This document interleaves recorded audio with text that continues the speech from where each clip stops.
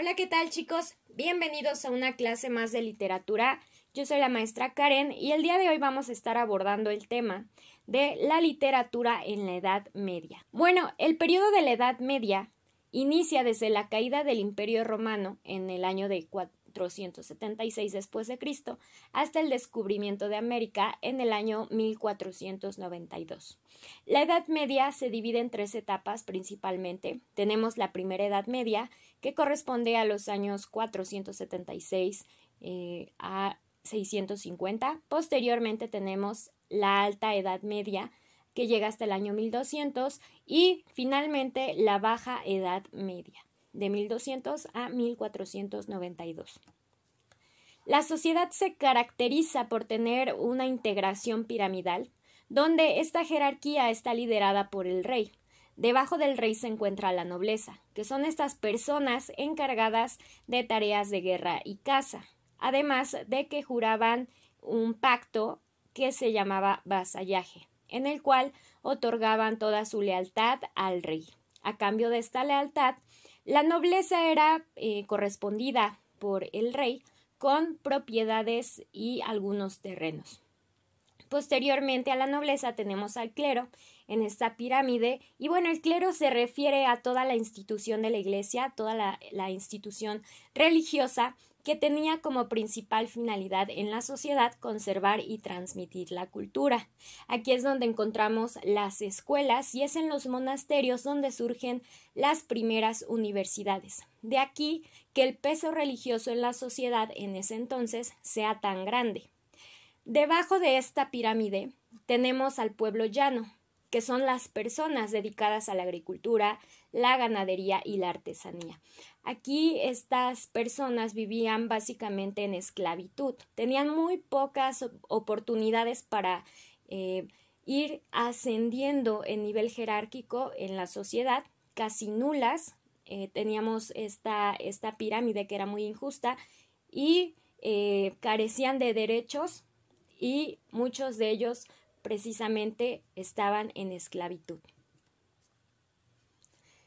Posteriormente inician a haber fragmentaciones terrenales en toda esta parte que era gobernada por el rey, y comienzan a surgir las ciudades. Con el surgimiento de las ciudades surgen también la clase burgués, que eran personas de la sociedad alta que tenían buena solvencia económica y que no estaban de acuerdo con esta situación piramidal en la que se vivía en ese entonces. Entonces, lo que surge a través de los burgueses es una crisis en la ideología y la política medieval, que veremos reflejada en obras como La Celestina. Tenemos esta representación literaria de la época medieval que nos narra un poco de cómo era entonces todo el contexto social en el que se vivía. Después de la burguesía surge el feudalismo. Era una organización política económica de la sociedad medieval que está en la que existían dos elementos importantes. El vasallaje, que ya lo habíamos comentado, que es una relación entre las personas con el rey en la cual hacen un pacto de lealtad, y el beneficio, que era prácticamente el recibir propiedades o terrenos por parte del rey. Volvemos a retomar el tema. Era una sociedad teocéntrica que ponía a Dios como centro de todo. Las características generales de la literatura medieval. Es importante que consideremos que en todo momento una clase de literatura, un género literario, tiene que ver o es reflejo de la sociedad en la que se vive, en la mentalidad que en ese entonces tiene la sociedad. Entonces, hablando de la Edad Media, tenemos estas características. La importancia de la transmisión oral. La mayoría de personas eran analfabetas, no sabían leer ni escribir. Por eso las obras eran transmitidas a través de la memorización por juglares.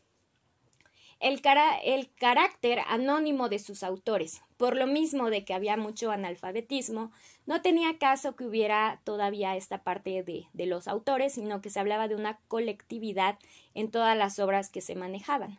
Tenemos aquí la imagen de un juglar, que eran estas personas, artistas polifacéticos que se encargaban de divertir a las clases mejor acomodadas. Ellos sabían cantar, tocar música, bailar y sobre todo recitar la poesía de memoria. Todas estas composiciones literarias. El uso del verso.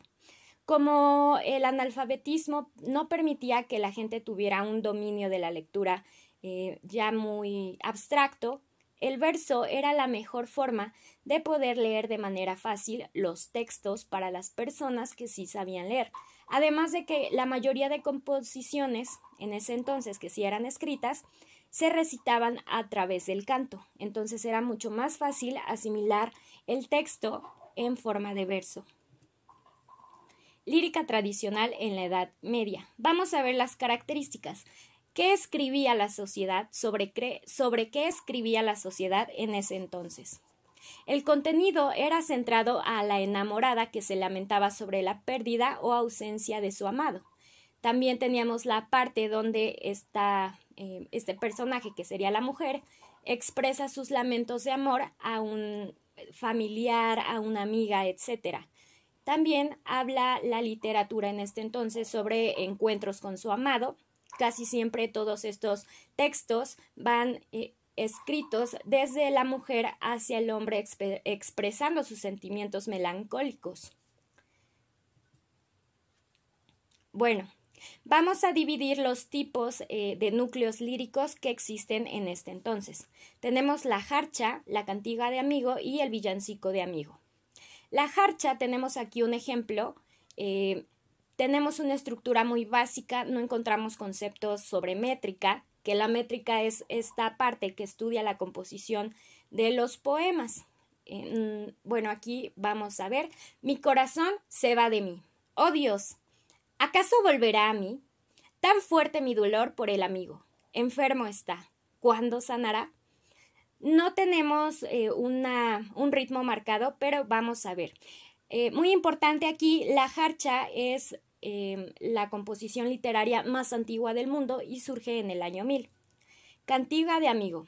Olas de mar de Vigo. ¿Habéis visto a mi amigo? ¡Ay Dios, que venga pronto! Olas de mar alzado. ¿Habéis visto a mi amado? ¡Ay Dios, que venga pronto! ¿Habéis visto a mi amigo, aquel por quien yo suspiro? ¡Ay Dios, que venga pronto! ¿Habéis visto a mi amado, por quien tengo gran cuidado? ¡Ay Dios, que venga pronto! Aquí tenemos una estructura más melódica, vamos a ver algunas de sus características. Uso del paralelismo en las estrofas, significa que se repite el contenido variando la rima. Lo que se repite aquí sería olas de mar de Vigo, lo encontramos en la segunda estrofa y va cambiando la rima que vamos a estar utilizando. También tenemos en la parte del encadenamiento donde se retoma una idea de la estrofa anterior con una idea de la estrofa actual. Finalmente, villancico de amigo. Al alba venid, buen amigo, al alba venid. Amigo, el que yo más quería, venid al alba del día. Al alba venid. Amigo, el que yo más amaba, venid a la luz del alba. Al alba venid. Venid a la luz del día, no traigáis compañía. Al alba venid. Venid a la luz del alba, no traigas gran compañía. Al alba venid. Aquí tenemos una parte de la métrica, podemos observar que es imperfecta a diferencia del cantiga de amigo, en donde sí tenemos una melódica ya muy estructurada. Hablamos de perfección literaria en este tipo de poemas. Sin embargo, aquí existe una imperfección métrica. Además, también podemos darnos cuenta que tenemos el uso paralelístico. Finalmente, los villancicos estaban escritos en castellano. Posteriormente surge la poesía narrativa, que es esta parte de los cuentos. Tenemos a el autor don Juan Manuel, quien inicia a hacer algunos relatos que al final tienen una reflexión ética sobre algunos sucesos. En el año de 1200 surge el cuento y también surgen las fábulas. Tenemos después a Jorge Manrique, un autor que hace libros después de la muerte de su padre. Aquí habla sobre la elegía, que era el género enfocado a la tragedia. Está tocando temas más abstractos, ya estamos hablando de una reflexión sobre la vida, la fama, la fortuna y la muerte con resignación cristiana.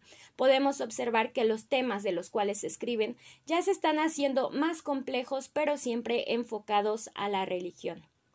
Muy bien, esto sería un acercamiento a cómo era la literatura medieval en ese entonces. Yo los invito a que hagan un apunte sobre esto. Espero que les haya gustado y nos vemos muy pronto en la siguiente clase.